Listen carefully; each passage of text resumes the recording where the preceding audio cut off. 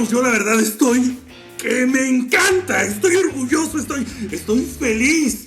But today I'm gonna be like Dora la exploradora. I'm gonna speak here and I'm gonna hablar de esta manera. Espero que no se me crucen los cables. Y Gabrielito no vino el día de hoy, así que pues me quedé solo. ¿Pero qué creen? Amo el karma, porque cada vez que tenemos un invitadacho, cada vez que realmente nos consiente la fuerza, cada vez que las cosas vienen realmente hasta nosotros, que me toca estar solo. Venga, chepa acá. Y no fue mi culpa, porque yo intenté, yo hablé por teléfono. Oye, que si puedes ayudarme. Oye, que si tú por acá. Oye, que si te late, que nadie. Aquí cholito, aquí nomás. Y pues hoy tengo un invitadacho que se llama RIDLEY PEARSON. A lo mejor no le suena tanto, pero ahorita que empecemos a platicar, se les va a caer la boca, porque se van a dar cuenta que este invitado es nuestro primer invitadacho internacional de habla anglosajona. Acá, ¿cuál William Shakespeare? Vamos a ponernos a hablar un poquito. So, Mr. RIDLEY PEARSON, how are you?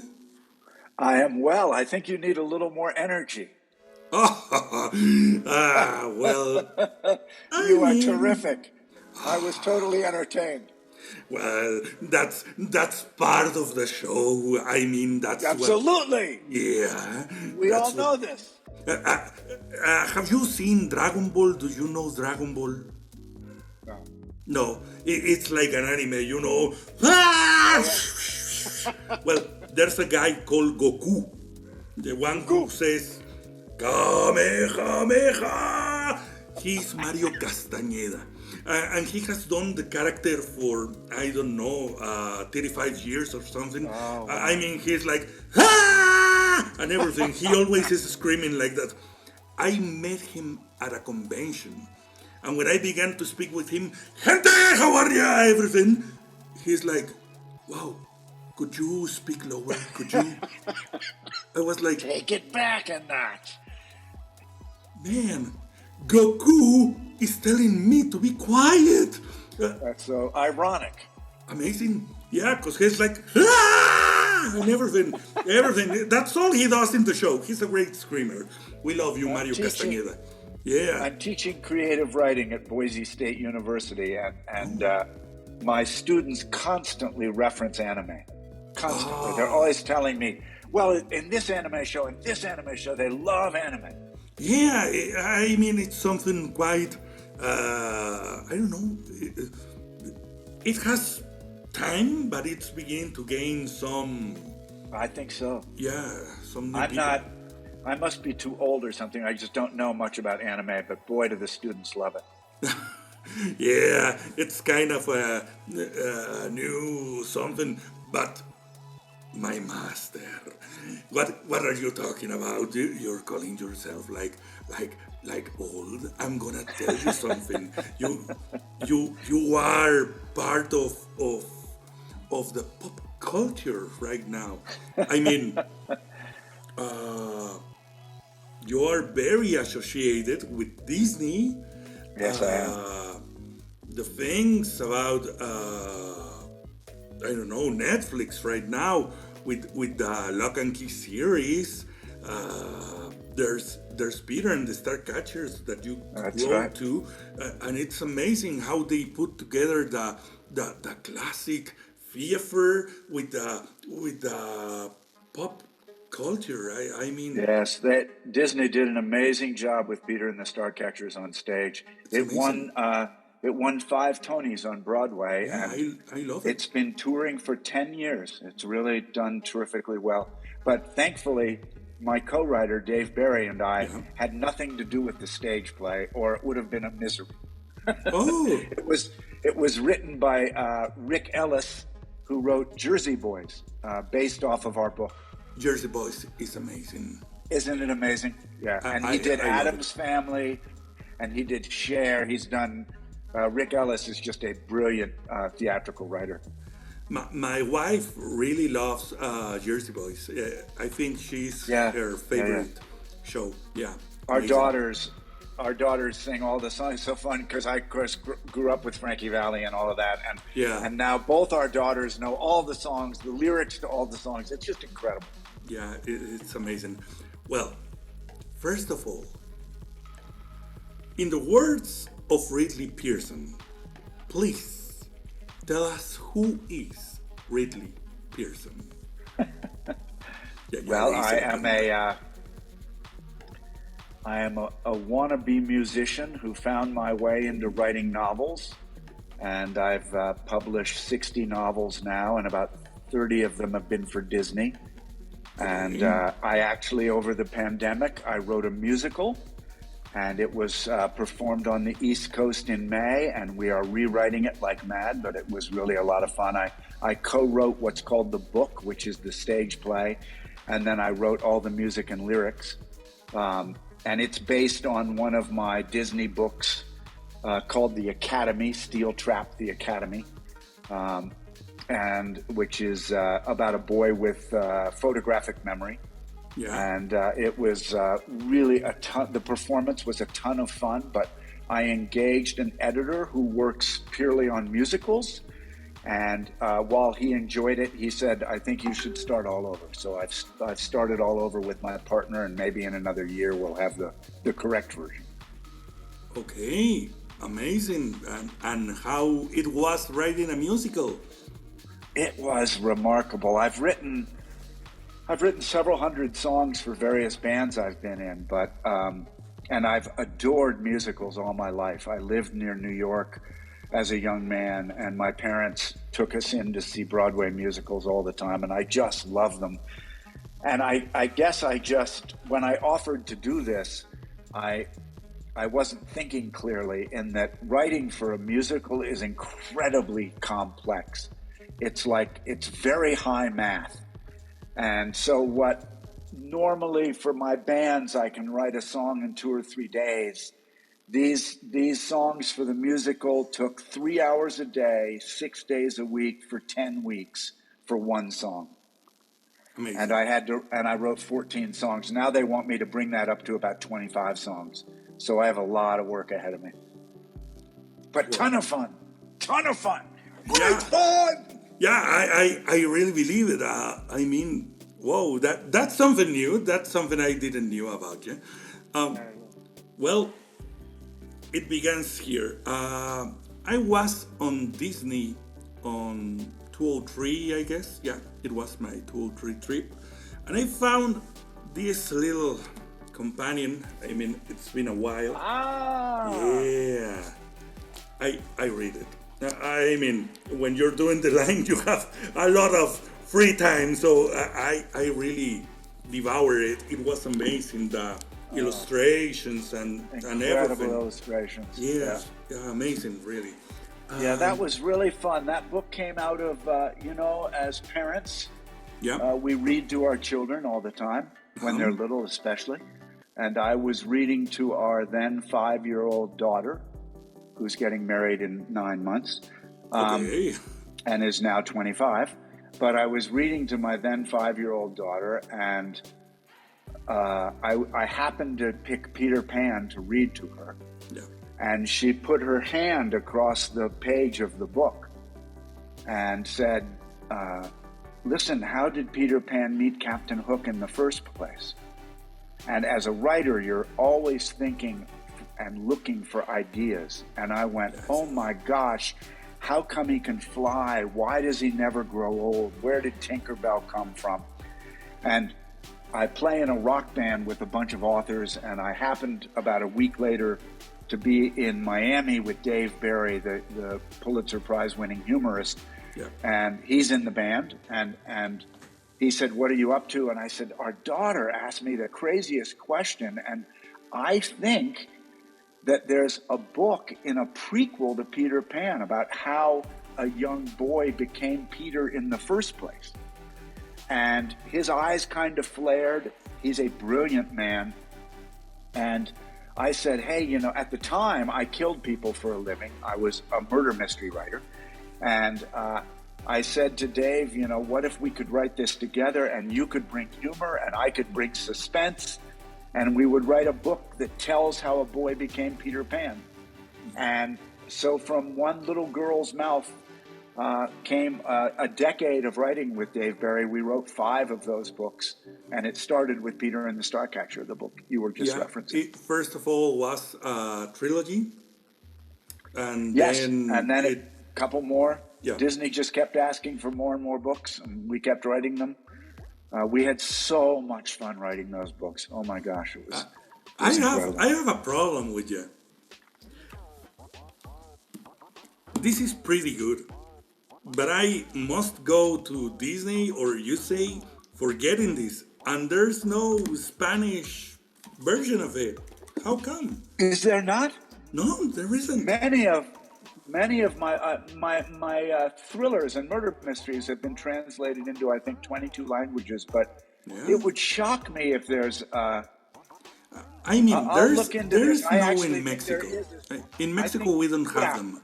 That could be, but I think they are in South America and Spain. I don't know why they wouldn't be in Mexico, but I will look into this. It's very crazy. It's very crazy. That is crazy. Yeah, that's why I was like trapped with this and couldn't get the sequels. But my next trip to Disney was in 2014, I guess. Okay. So I found another book. The first one isn't here. My daughter is reading it right now, so I don't know where it is. I hope it's alive yet. But I had to do the craziest thing because, you know, I couldn't get the sequels for Peter. So I did bring the number 2. Okay, Kingdom Keepers. Number 3. Okay. Number 4. Okay. Number 5. Oh my gosh, 6. come on. So, come on. Yeah, I was like, I'm not going to get full again. So I was like, give me all of this. Yeah, my bag was like, that's heavy. That was heavy. That was heavy. I don't know how they let me fly with that.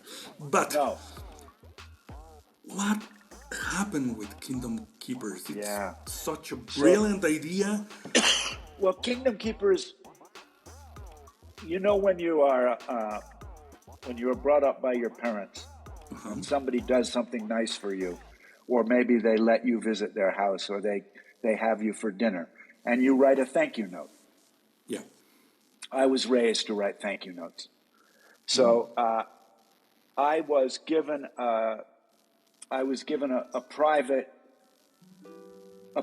tour inside Disney during the day. In other words, they gave me a VIP guide. They gave me my hotel room. They gave my family all our passes, just to be nice to me for Peter and the Starcatchers. And the fact that at that time we were still writing it. And I wrote a thank you note to the person who had arranged all this. It was an amazing gift to me. And then I just had the inkling to make a phone call as well as write the thank you note. So I called a woman at Disney who had arranged all this. Yeah. And I told her how amazing our 3 days were at Disney, and how fortunate I felt, and how privileged I felt, and how grateful I was for this time, which is what my parents would have wanted me to do. Yeah. And she said, have you ever thought about writing for kids? And I said, yeah, I mean, I tell my kids stories every night. I love writing for kids. Why do you ask? And she said, we would like to have a story written inside our theme parks, but for younger readers. And we would like it to be high adventure, but nothing really bad can happen because our lawyers won't let it happen. People can't get hurt. Rides can't get sabotaged. Yeah. So we need to think of a way to have an exciting story in our parks, but with no real threat. Family friendly. And if family friendly. And if you can figure that out, we would love to hear what you have. So I thought of about 5 different ideas, and I submitted them to Disney. And all of them, the lawyers said, we love these stories, but he can't do this. This is not going to be what we want for our image. Okay. And then I was at some sort of, conference or symposium. And the person who was talking to us had a little bowl on his desk that looked like a salad bowl or a big soup bowl. And on top of this bowl was a lid. And on top of the lid was a little plastic pink pig. And at some point we had a bathroom break and I had to go up and see what this was. And I went to pick up the pig and my fingers went through it. It was a hologram. You can buy these things on the internet. It's a little dish. It doesn't plug in. It only uses natural light and a mirror that's very carefully engineered inside it. And when you put like a coin or a strawberry or a little plastic pig in the bottom, it pops up on top. You know, when movies make holograms, they look a little ghost-like or ethereal. When you see a real hologram, it looks as solid as anything you can imagine. This pig looked like a plastic pig, yet my fingers went through it. And at that moment, I went, the Disney lawyers will approve this. If the kids are going in the parks as holograms instead of real kids, then they can have sword fights, then they can fall off of rides, because nothing's going to happen to them. They're just projections. And I took one of those 5 stories and I changed the kids into holograms. And the Disney attorney said, we love this. Please do this. And then came the hard part. Because the way I write, and when I talk to kids in school about this, is I observe, and then I write, and then I edit. So I use my observation of eyes and ears. Then I sit there and write for months at a time. And then I always rewrite my work 3 or 4 times in full, every sentence. But the key to this book I was going to write for Disney was observation.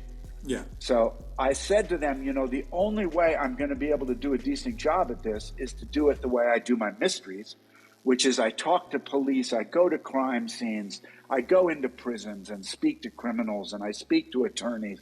And I would have to do my research. So you would need to let me into your Disney parks when the parks are closed, so I can be like the kids coming in after hours as holograms. And they said, no, Mr. Pearson. We don't let you in after the hours are closed. And I said, well, that's how I write, so I just can't do the project. And about a month went by. And my editor, this woman, whom I'd spoken to originally, called me back and said, so, I'm sending you a VIP pass, and that will let you into any of our parks for free all around the world. And if you call us ahead of time, we will assign a Disney Imagineer to show you around the parks after hours. Now will you write the book? And I said, I absolutely am thrilled to write the book. And that became The Kingdom Keepers. Was it wonderful to walk through the parks? Oh my gosh. I've now been in the parks 30 times after hours. I go in at about 4 in the morning with the Imagineers. We usually have time to do maybe 2 to 3 rides. I walk the ride when it's shut down, so it's dark. There's only emergency lights. There's no music. There's no movement. Nothing is happening. Terrifying. And it's terrifying. And I take all these notes, and then they are kind enough to start the ride for me. And I ride it alone about 10 times, and I take more notes. And then I just come home, and in the Kingdom Keepers books, I just write about what scared me and what happened and what my imagination saw. And I love it, and adults love it, and young readers love it. So we've sold millions of these books now. And who knew? I didn't know this was going to happen, but it's just so fun and wonderful. And I'm still writing them. I have a new one coming out in February. I gotta make this question. It's a small world. It's part. It's great. How does that happen? That happened so the very first time they offered to tour me through the parks. It was the Magic Kingdom in Walt Disney World. And about the third ride that they took me through was It's a Small World. And at the end of the walk, it took us about an hour, over an hour, I think, to walk it while it was shut down. Oh. And and they were telling me all the tricks they do in there and everything else. And then the Imagineer said, now we're going to bring some of the crew in, some of the cast members in, and they can start up the ride. Would you like to ride the ride? And I said, I'd love to ride it multiple times, but I have a peculiar request. I'd like to do it without the dolls turned on, without the lighting, and with no music. You know that song? Yeah. So because that would get stuck in my head and be there for 3 weeks, and I just didn't want that. So they agreed, and I got in the boat with my Imagineer guide. The ride was basically shut down, except the water was running now, so our boat moved. And we went through one of the scenes. For those who haven't been there, there's maybe 400 dolls from different countries, and they're all about 3 feet high. They're pretty creepy to begin with, and they're dressed up in traditional costumes from their countries, and they spin around and they dance, and this song plays in multiple languages. I actually just adore the ride when it's turned on, but when it is turned off, it is terrifying. And we went through one scene in the dark with just harsh emergency lighting, making shadows across all these dolls. And of course, the dolls were like, because they were turned off. You know, they were stuck in their poses. Yeah. So they looked weird to begin with. We got into the second scene, and out of the corner of my eyes, 2 of the dolls literally stepped forward. And I jumped out of my seat. And the guy, just what you're doing now, the guy who was touring me made that face and said, "What's with you?" And I said, "Did you not see 2 of those dolls move?" And he said, "Ridley, you're an adult. There is no way those dolls move. The ride is shut down." And I said, "Sir, I am an Eagle Scout. Scout's honor. 2 of those dolls just stepped forward." You wrote that part. I wrote that part. And I backspaced and I said, no, I'm a fiction writer, so I'm not going to say, I saw 2 of the dolls. I will go to my grave telling you I saw 2 of those dolls move. I then typed 4 of the dolls moved. And I backspaced and said, no. If this is fiction, all of the dolls move. So in Kingdom Keepers 1, the dolls in Small World break off the plywood platform. The kids are in the boat alone in the dark with no music. The dolls jump into the water and start, moving like puppets toward the kids. They're jumping into the boat. The kids are trying to slam them out of the boat. They're biting the kids. The kids are bleeding. And that's my vision of Small World. Okay. I mean, for people who have already been in the parks, when you read one of these, you have to go back. You have to go back and experience it again. I mean, it changes everything.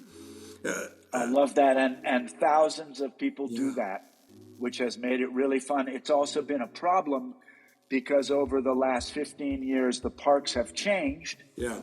So Disney came to me about 2 years ago, just before the pandemic, and they said, so we have a problem. A lot of your readers are coming into the park and they're complaining to our cast members that what you mentioned in the books is no longer there. Yeah. And so I have rewritten all 7 books. And you will keep rereading them. I mean, no more Splash Mountain on the way. Yeah, exactly. They're changing Splash Mountain. So who knows? But that was a chore because I literally wrote 7 books all over again. Yeah. But 5 of them are out now. 2 more come out in the spring. But yeah, it's been a thrill to do this and an honor. And Disney's let me keep doing it, which is just so much fun. There was a huge rumor or news or fake news or wishes or something. If you can't go there, just tell me. For a show for Disney Plus. Yeah. We heard the same rumor. For 2 years, we heard that Disney Plus was going to do Kingdom Keepers. They Sadly, must. 10 days ago, I got an email from my agent, and they aren't doing it. They must. So that's the way it goes. We don't know why they decided not to, but they were pretty keen on doing it. Now they tell us, there might be a chance for it in another, maybe Disney Channel or Freeform or no, they have I don't to know, but we won't know about that for another couple of years. They have to again. do it. I mean, I they have agree the with you, parks. but they don't. They have don't agree. Everything. And I don't know why they've. This has been the third time that they've been very convincing that they're going to do it. And this time, for sure, we thought they were doing it because they were so positive about it. But in fact, they've written us and said, no, we've decided not to do it.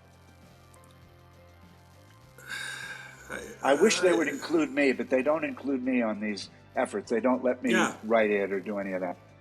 But that's all right. They know what they're doing. Yeah, when it's green lighted, maybe. Yeah, but... Yeah. I don't One know, of these it has years we such hope. a potential and everything. I don't know. Well, anyway. Fingers crossed that some year. Yeah. It's going to happen. I know it's going to happen. How about Lock and Key? Lock and Key on Netflix is not mine. It's the same title. It's actually written by Stephen King's son. Oh. I'm in a rock band with Stephen King. I did write a series of books, and I love them. Called Lock and Key. They did very, very well. It just so happened that another author used the same title, and Netflix put that on, but it's not my stories. Okay. I heard you mention that earlier, and I didn't want to correct you, but sadly, that's not my story. Oh. Yeah, I think it's very good. I hear it's very, very good. I haven't seen it. Yeah. But Stephen King and I are good friends, and his son, I think Joe Hill did that. Okay. What comes next? I know there were a lot of... I have something for you. Yeah? Do I have it here? Oh, I don't have it here. I have written the most fun book.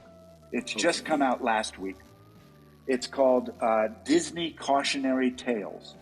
Okay. And Disney came to me and they asked me to write a book of 8 short stories based on Disney iconic characters like Maleficent, Chernabog, the Headless Horseman. I got my pick.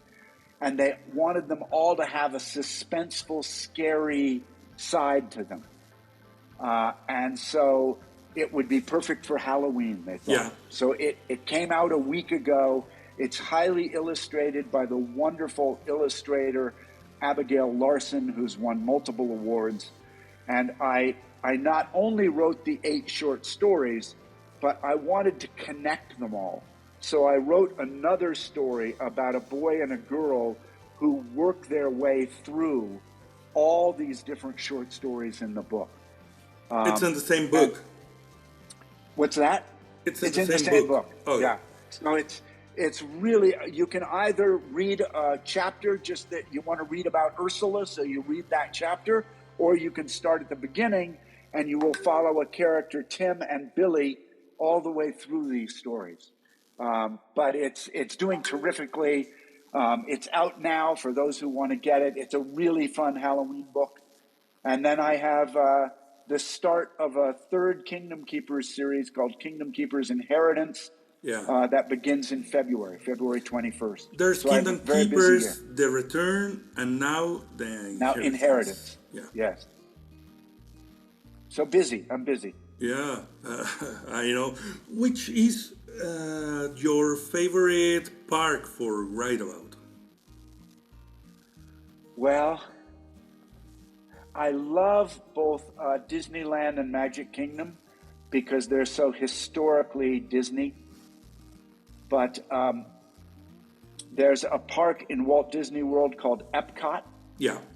And I fell in love with Epcot. It took me time. It wasn't love at first sight. But I kept going back, and I just adore Epcot. So Disney Inheritance is set inside Epcot.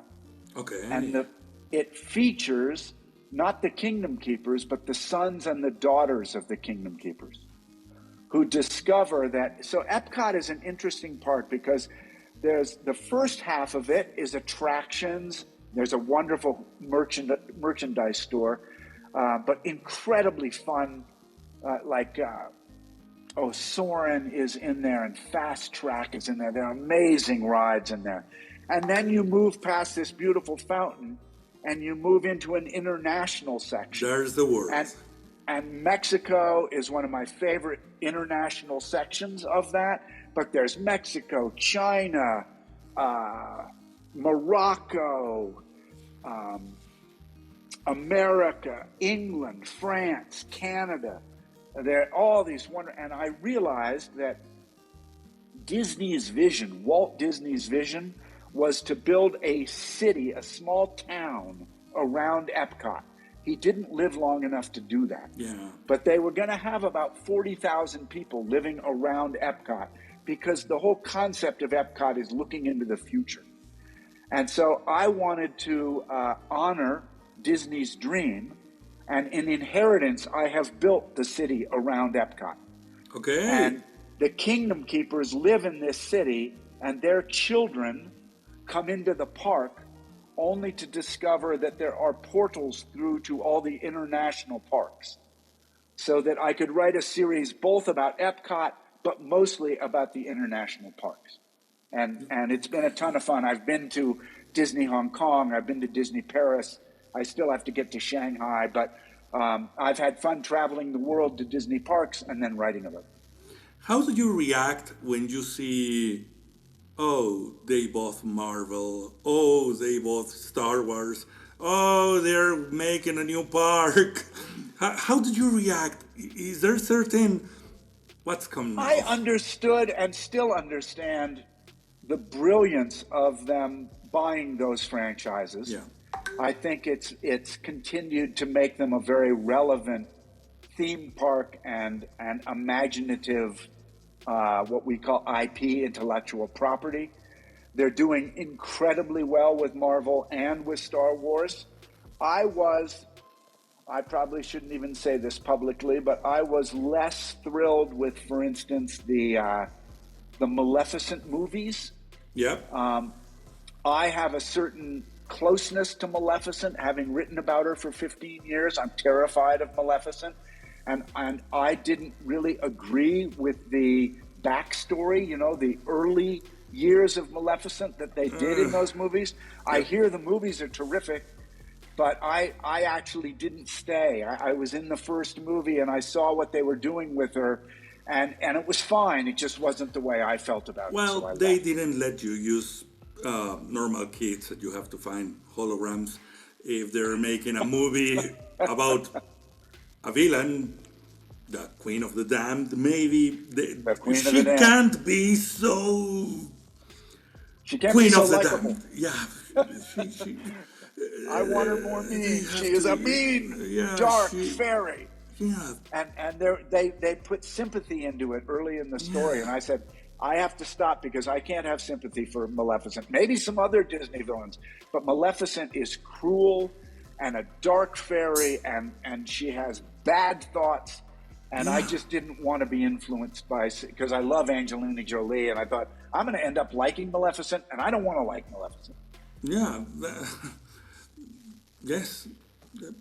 It happens. It happens. Yeah. Well, time's running out, so I'm very glad you gave us this time. I mean, it was amazing being able for speak with you, Ridley. I don't know. I still don't like it's that Mexico don't have them, but I'm going to find out. Yeah, why that is. And please send us some copies. I mean, I can't go back and travel with all of this.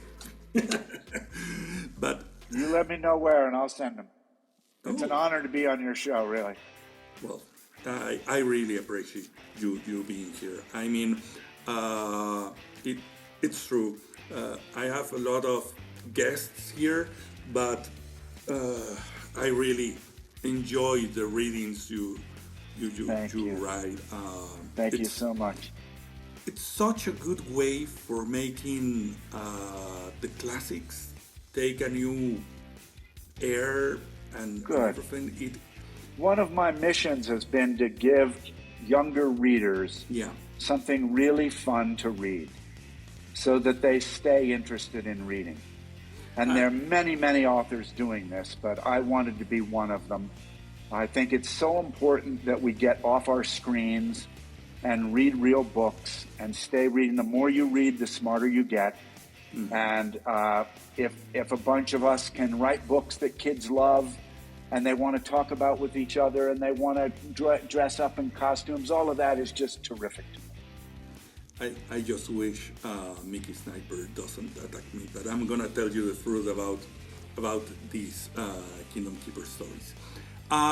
When I was like, Disney Plus is coming to Mexico. We received it a year later.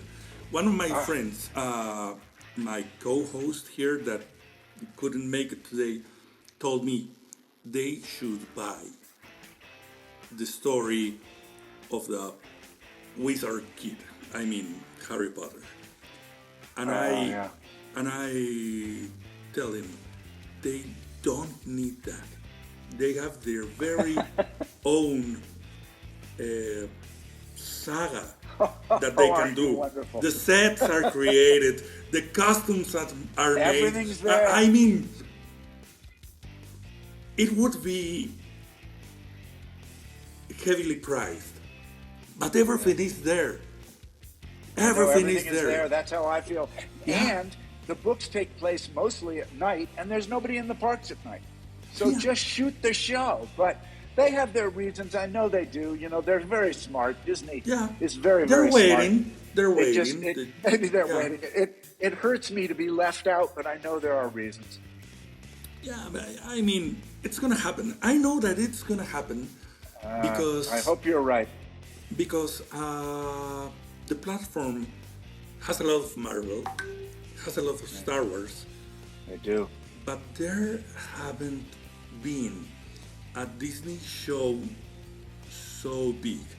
And we're talking Mandalorian and we're talking WandaVision. You're right wonderful. Here. I need you as my publicity agent.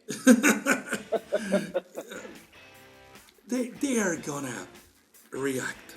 I know they Well, I hope so. Bueno. I hope so. I'm coming back on when they do. I hope so. Well, it has been an honor. Y pues yo qué les digo, ya me volví a cambiar el switch para acá y ya estamos de regreso otra vez por acá. La verdad es que, gente, se los digo de una vez. Sé que esto es difícil de conseguir en México, pero búsquenlo, porque estos libros son una verdadera joyita, son algo que se tiene que hacer, que se tiene que producir, que se tiene que conocer de este lado. And I'm pretty glad you were here to talk about this part of your job. ¡Libros! Well, Gracias. Thank you, Mr. Pearson. Thank you, sir. My pleasure. Yeah, it has been amazing. Y esto para mí es genial. De verdad lo es en esta ocasión. Esto para mí es terapéutico. Esto para mí es y seguirá siendo A Media Sala Podcast. Ahora, con una leyenda internacional como el señor RIDLEY PEARSON. Adiós. Adiós.